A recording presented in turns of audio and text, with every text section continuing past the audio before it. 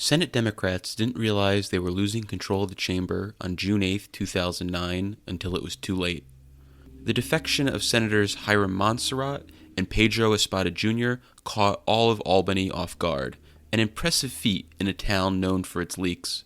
In fact, when George Winter, a Republican senator from the Southern Tier, was looped in on the plot, he doubted whether the secret could be kept under wraps long enough to pull off the coup.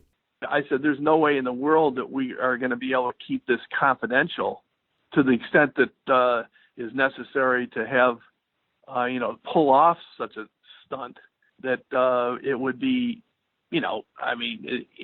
inconceivable because, we're all a bunch of blabbermouths and whatever. And to keep that type of a secret, particularly over a multi-day period, to me seemed incredulous.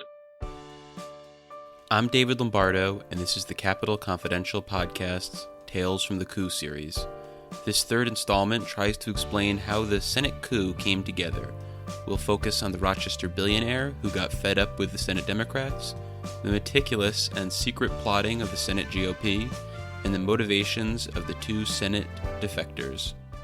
We pulled up in front of this bar called the Red Square, and I went in to see if there was anybody in there that, we might not want to see. I was brought into the coup operation predominantly because of my parliamentarian background and expertise in legislative process. It was based solely on money, on resources, on staff, on influence and power, and none of it on any good government principles. The 2008 elections were a rude awakening for Senate Republicans, remembers John McCardle, the conference's spokesman at the time. Well, we were, for the first time in a very long time, and certainly since I had been there, in the minority. And so we had to regroup as a conference. I think it was a wake-up call for Republicans who were, at the time, and still are, outnumbered in the state. After decades in the majority, though, they wouldn't immediately accept being relegated to the minority, as control was still up for grabs in the closely divided chamber. Republican Senator George Winter said the division among Senate Democrats created an opening at the time. Oh, there certainly was efforts and conversations relative to trying to do some kind of a collaborative government, almost like a parliamentary type system within the Senate right after the elections because of the four so-called amigos. That was certainly rebuffed, but at the same time, there were discussions going about sharing power. And, those conversations didn't go anywhere in the end, but nonetheless, there were conversations occurred. The experience, which is covered in depth in the first installment of the Tales from the Coup series, provided the roadmap that would bring the players of the coup together months later. Transitioning into the minority meant an immediate loss of perks, including plum offices and large staffs, but Senator George Winter says the loss of control was worse. It didn't really bother me to lose the trappings of the offices and things like that, but it's certainly losing control of the agenda was disturbing and disappointing to me and contributed to me retiring at the end of that 2-year period. Instead of the Senate prioritizing Long Island and upstate issues, the Senate Republicans felt the focus for the chamber was on New York City. This was likely rooted in some truth, as the new Senate Majority Leader, Malcolm Smith, was from Queens, and the vast majority of the Senate Democrats came from the 5 boroughs. George Maziarz, a Western New York Republican senator at the time, said they were particularly troubled by the distribution of transportation and school funding during the budget process. He remembered that Long Island members were, quote, pissed off. Well, I think that everyone was upset at the time about the lack of, at least from my perspective, what the Democrats were doing to upstate New York. It's almost kind of like a repeat of what's happening today, in my viewpoint. The dissatisfaction peaked with the passage of the budget and the bailout of the MTA, which was covered extensively in the last episode of the podcast. And while Senate Republicans were irked by what the new majority was doing, they were equally frustrated by how they were doing it, as the Senate Democrats wielded all the powers that the GOP had used in the past to control the chamber with an iron fist. While in the minority, Democrats had wanted to make the chamber more transparent and democratic, but when they took power in January, they adopted essentially the same rules the previous majority had relied on to run things smoothly. Here's how New York Now's Reporter Roundtable, with host Susan Arbetter, public radio correspondent Karen DeWitt, and the Daily News' Ken Lovett, described the adopted rules at the time. The whole promise that Malcolm Smith was making, that it was going to be a reformed Senate. Immediately.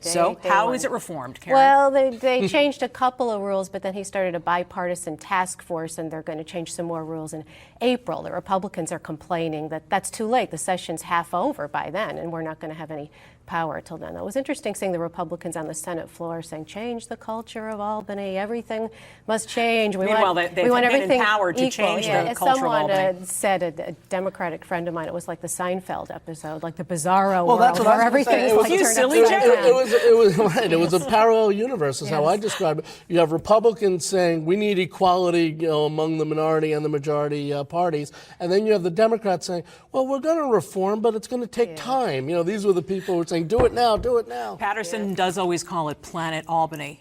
Senate Republican leader Dean Skelos called the Democrats hypocrites. Senate Democratic leader Malcolm Smith responded that they were all living under the same rules. During a February episode of New York Now, Newsday reporter James Medore described an incident where tensions boiled over. One of the things that we saw on the floor of the Senate this week was anger, outrage, bitter partisanship. Republicans stood up over and over again and denounced the Democrats. At one point, a Republican senator, Michael Nozzolio, from the Finger Lakes area, tried to ask a question of Carl Kruger, a Democrat from Brooklyn, and was repeatedly shouted down. But the GOP weren't the only ones unhappy with the Senate Democrats, as they also alienated their one-time benefactor, Tom Golisano, a Rochester businessman who spent $4 million supporting their takeover in 2008. During the session, Golisano began to regret his decision, as Malcolm Smith failed to deliver a property tax break, increased spending in the budget, and backed a new tax on the wealthy. Senator George Maziarz said Golisano believed upstate was being left behind by the Senate Democrats, which was embodied by Malcolm Smith's decision to give Brooklyn Democrat Carl Kruger the Finance Committee when his leadership was threatened. Before the election, they had promised that Bill Stokowski from Buffalo was going to be the chairman of the Senate Finance Committee. And then, when they took over, it was Carl Kruger, because Carl Kruger put a gun to Malcolm Smith's head about something. Everybody that put a gun to Malcolm Smith's head, he responded in a New York City way. That was certainly upsetting to the Republican conference. It was upsetting to their major sponsor, who was at the time was Tom Golisano. But Golisano was also frustrated by how the Democratic leader handled him personally, which New York Times reporter Nick Confessore learned about after the coup. I think right after it, we got an interview with Tom Golisano, and he came up to the New York Times office on the shelf over in the LCA. And he told us a couple of stories, and one of them was that he had been really insulted by Malcolm Smith. After Golisano had spent a lot of money to help Democrats win control of the Senate the previous November, he had gone to Albany to visit Malcolm Smith, and he was angry that Democrats were talking about raising taxes on the wealthy, and he thought he would get a real audience with Smith. And instead, Smith didn't really pay attention to him and was playing with his BlackBerry. And it goes to an issue they've always had of Malcolm Smith just not being ready for prime time, just being a guy who always seemed to be a little bit diffident and not on top of things in some ways. But that meeting really ticked off Golisano. Former Governor David Paterson is skeptical of this version of events, as he doubted that Smith would not take the meeting seriously. Quote, he was always very serious. When Golisano would return to Albany a few weeks later, Smith wouldn't meet with him, instead offering up Angelo Aponte, the Secretary of the Senate. Gannett News would later quote Golisano saying, I saw a level of incompetence that I was uncomfortable with. In May, Golisano announced he was leaving the state, claiming it would save him $5 million annually to make Florida his permanent residence. But behind the scenes, Golisano, who declined to be interviewed for this series, had become part of a developing plot to return the GOP to power in the Senate. His involvement was made possible by Steve Pigeon, his political advisor, and a connected Democratic operative who was also a longtime friend of Senator Pedro Espada Jr., dating back to Pigeon's time as Senate counsel during Espada's first stint in the Senate.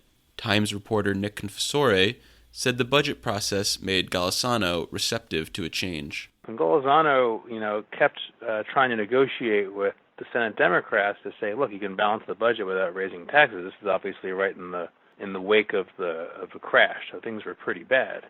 Eventually Golisano gives up. So Pigeon moves to set up a meeting with the three top Senate Republicans. And I remember this funny detail was that to get it done, they met at a rock club called Red Square. At least initially, Senator George Maziarz, who was the go-between for Golisano and the Republicans, says Pigeon indicated multiple Democratic senators were interested in defecting. We were told that, more Democrats were going to come over, that Democrats, upstate Democrats in particular, like Stokowski, like Valesky was not happy with what was going on. And, but we thought that there were going to be more moderate, reasonable Dems coming over. That's sort of what we were led to believe, but that didn't happen. So Republicans were left with just two senators, the minimum needed to execute their plans, Pedro Espada Jr. and Hiram Monserrat. NY1 reporter Aaron Billups described the pair as outsiders. Like they weren't in the in crowd of the Senate Democrats, They were the extremists in some way or another. Or they were just maybe sidelined because they were tainted in some way. So Espada and Monserrat were not necessarily trusted, and so I don't know if that's why the only reasons they were sidelined. I don't know how they were behind closed doors with their colleagues, but you could tell they weren't part of the inner sanctum of the Senate Democrats, and maybe their opinions weren't heard or taken seriously often. Defection wasn't a new concept for Espada, who had switched conferences in 2002 during his first time in the Senate, and had threatened to leave after the 2008 elections unless Malcolm Smith handed over some very nice perks. Following the coup, the New York Times reported that Espada had become frustrated over power and money during the 2009 session. He was facing scrutiny for his election campaign, the nonprofit organization he ran was under investigation, and the Bronx DA was looking into whether he actually lived in his district. Senator Diane Savino, a Staten Island Democrat, recounted how Espada also ran afoul of Angelo Aponte, the Secretary of the Senate, who had been empowered by Malcolm Smith with a broad portfolio of duties. Malcolm had made a decision to hire Angelo Aponte to be the Secretary of the Senate. And unlike other secretaries, Angelo played a direct role in the operation of the Senate, including the disciplinary actions among members when they did things that they shouldn't have done. And so Espada had, if I recall correctly, Espada had done a couple of things that required him to have some interaction with Angelo. And from what I remember, they didn't go too well with Pedro Espada. And that's kind of what planted the seed with Espada, that he was going to go and try and broker a deal with the Republicans.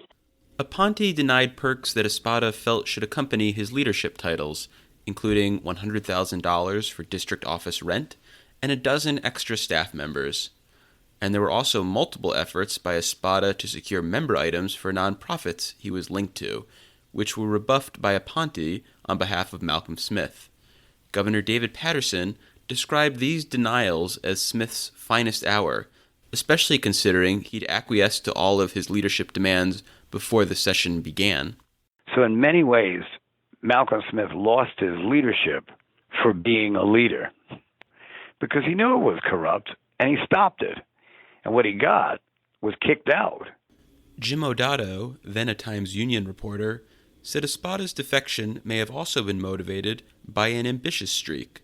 This was another place to climb up the ladder, and I think he wanted to climb up the ladder. I don't think he had a goal of becoming governor someday, but maybe in the back of his mind he thought that he could become a greater politician. Odato would report in June that Espada also confided in Pigeon that Aponte was trying to order him to take up rent control bills in the Housing Committee, legislation he slow-played all session, as we covered in Episode 2. With all these factors, Espada told Pigeon that he couldn't work under Smith anymore. Senator Diane Savino said Hiram Montserrat's motivation stemmed from his extracurricular legal challenges as the result of him slashing his girlfriend in December of the previous year. Remember, Hiram had I'm not sure I should tell you this. Suffice it, because it may actually come back somewhere, somehow. Anyway, Hiram needed help. He needed help with his legal defense fund because he had this criminal case hanging over his head.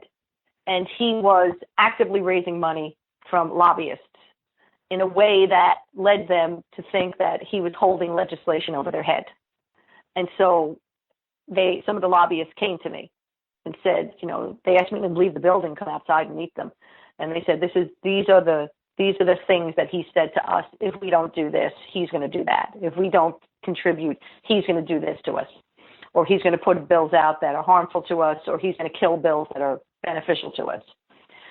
And so I went to Angelo and Malcolm and I told them what happened. And I know that they directly dealt with Hiram on that. And that, again, that created a level of resentment in him. And that led to him joining Espada to overthrow Malcolm because he was so angry at him. It was also suspected that the defectors were willing to switch sides because they had assurances from Tom Golisano that his political action committee would be willing to support their future election campaigns. Unfortunately, we haven't been able to connect with Espada or Montserrat yet, so we don't have their side of the story. Michael Nieves, an ally of Espada and Montserrat from their time at the city council, who would eventually be called up to Albany during the summer stalemate, views their motivation in a more charitable light. Well, they were looking for certain legislation. They were looking for certain positions that the Senate would take on legislation and or Latino matters and or issues in their particular district. In all fairness to Malcolm, he has to deal with all the senators. So, maybe they were a little anxious to get things done a little faster than normal. And the institution that wasn't ready, they were just taking it over. I don't think they were moving in the same pace. And both of these were members who were seasoned and come with experience on how to move legislation inside the city council. So, it's kind of different if you get a newbie who comes in and says, hey, I'd like to pass this legislation. These guys come in and say, no, this is how I'm going to pass the legislation because they've had the experience. So I think a little bit part of the problem was that Malcolm's team wasn't fully prepared to address their needs as quickly as I think they needed their needs to be addressed, or they thought their needs should be addressed. Hiram was more anti-Malcolm than he was pro-Republican. Espada seemed to be a little bit more pro-Republican than he was anti-Malcolm. After the coup was implemented, Espada and Montserrat said they were motivated by a desire to form a bipartisan government focused on reform. Planning of the coup began in earnest in Albany with a private meeting in mid-April between Steve Pigeon and GOP Senators George Maziarz, Tom Livis, and Dean Skelos. Maziarz said it was of the utmost importance that the talks stay under wraps, so before holding their discussion at Liberty Cafe, a lunch spot in the Empire State Plaza, Tom Livis went in to scope the place out. Well, there were a lot of assembly people, and Liberty Cafe is a place where a lot of people hang out. So Tom came out and said, no, we can't go in there. So we drove down, I don't know, was it Broadway or Pearl? Broadway, I think. And, there was we pulled up in front of this bar called the Red Square. And I went in to see if there was anybody in there that, we might not want to see. And the Red Square was full of, people that wouldn't know who the hell we were. Tattoos, bikers, and everything. And I said, no one's gonna recognize us in this place. And that's how we ended up in Red Square. They met for an hour and agreed on plans for a coalition government with as many Democrats as they could get. The final details would be worked out across the street from the executive mansion in the Eagle Street residence of Robert Mujica, then a top staffer for the Senate Republicans, and now Governor Andrew Cuomo's budget director. His residence served as the war room, according to reporting by the Times-Union's Jim O'Dotto, with Republican operatives and senators and envoys from Espada and Golisano coming in and out. A key element of the plot was orchestrating how the day of the coup would unfold. It was at this point that Senator George Winter, a Southern-tier Republican who learned the parliamentarian ropes during 2 decades in the Assembly, was brought into the scheme. We were having dinner at Senator Skelos' in-laws' place on Manning Boulevard, and Senator Skelos or Dean approached me and just told me what they were talking about doing and would I help, and I did indicate that I thought this was kind of madness, but and expressed my reservations as to whether it would work, but at the same time told him that I would be more than willing to add my efforts to the deal as far as the sort of orchestrating and plotting out the parliamentary procedures to undertake in order to do this. Jack Casey, the former parliamentarian of the Senate, was brought in the weekend before the coup. My boss, Peter Kaczynski, called me up, and he said, "We're taking it back." And I said, "We're taking what back?" And he said, "We're taking the majority back." I said, "How on earth are we doing that?" He said, "We've got 2 members from the Democrat conference that are going to come over and vote with us, and it's going to be a leadership change. So how do we do it on the floor?" So I said, "You need a resolution presented to the body at large in open session, and you vote on that. If you have 32 to 30, it's going to pass." So he said, "Well, how do we get it there?" And I said, "Well, it's a little tricky, but we've got to kind of engineer this thing." And he came over to my house. I said, "I'll meet you in Albany." He said, No. He said, "We got to keep this out of Albany." So he came over to my house, and we sat there and came up with a strategy. I mean, I didn't even think through what we were doing. It was so quick. I mean, I met with Peter Kaczynski on Saturday. We had a cookout on Sunday out on Manning Boulevard at some person's house, and the 4 major members of the Republican conference were there. And I briefed them. Frank Luchowski, my boss, was there to help out too. And we just kind of went through what needed to be done. And then we had a meeting on Eagle Street to try to come over with the refinements. And Pedro Espada and Hiram Montserrat came along to that meeting.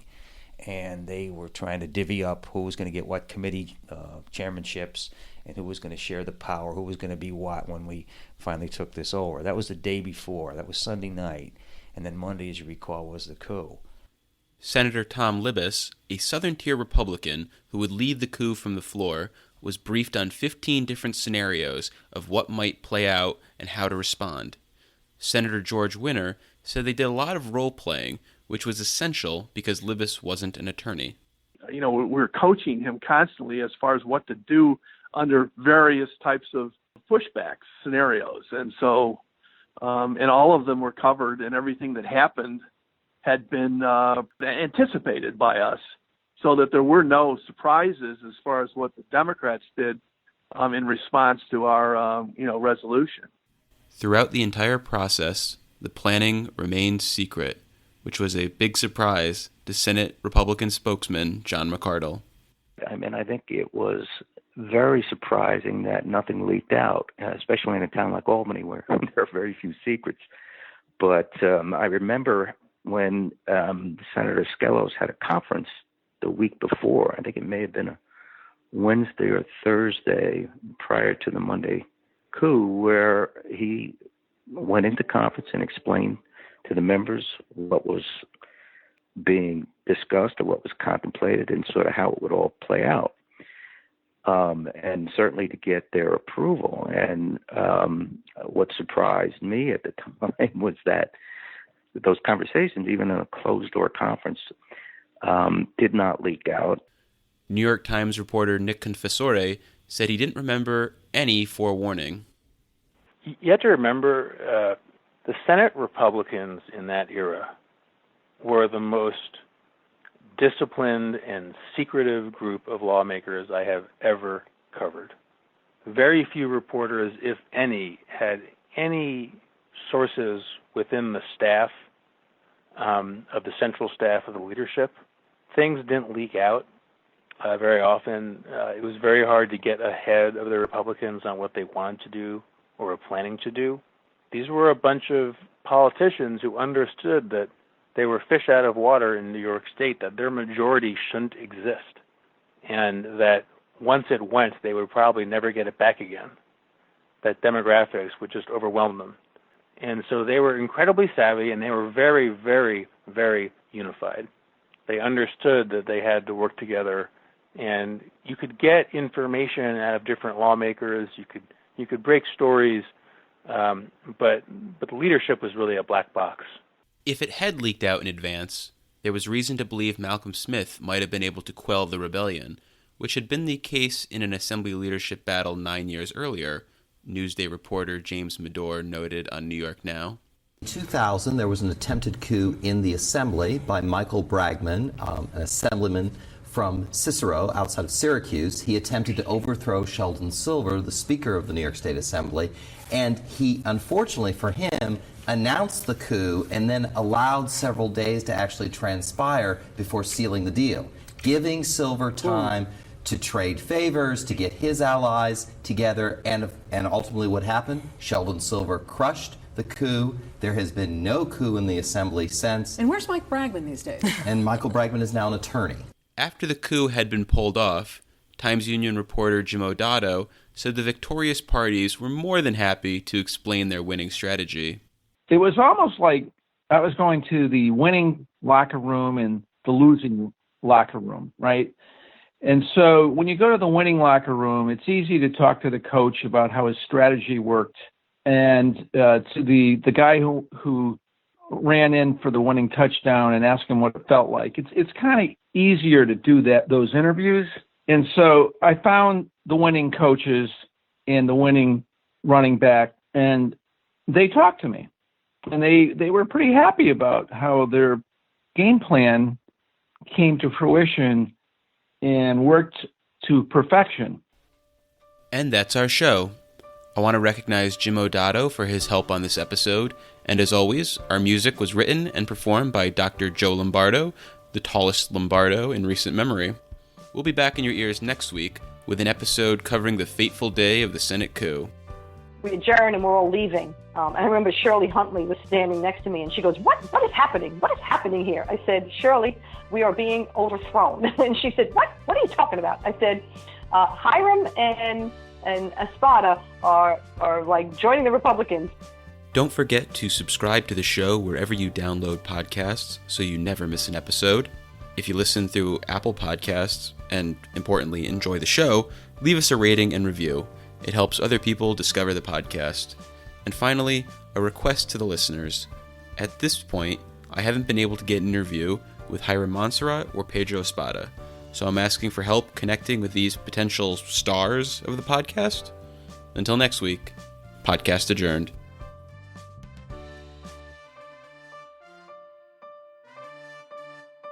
How did you guys end up at the Red Square? Well, that's a real interesting question, David. Are you familiar with the Red Square? Is it still there?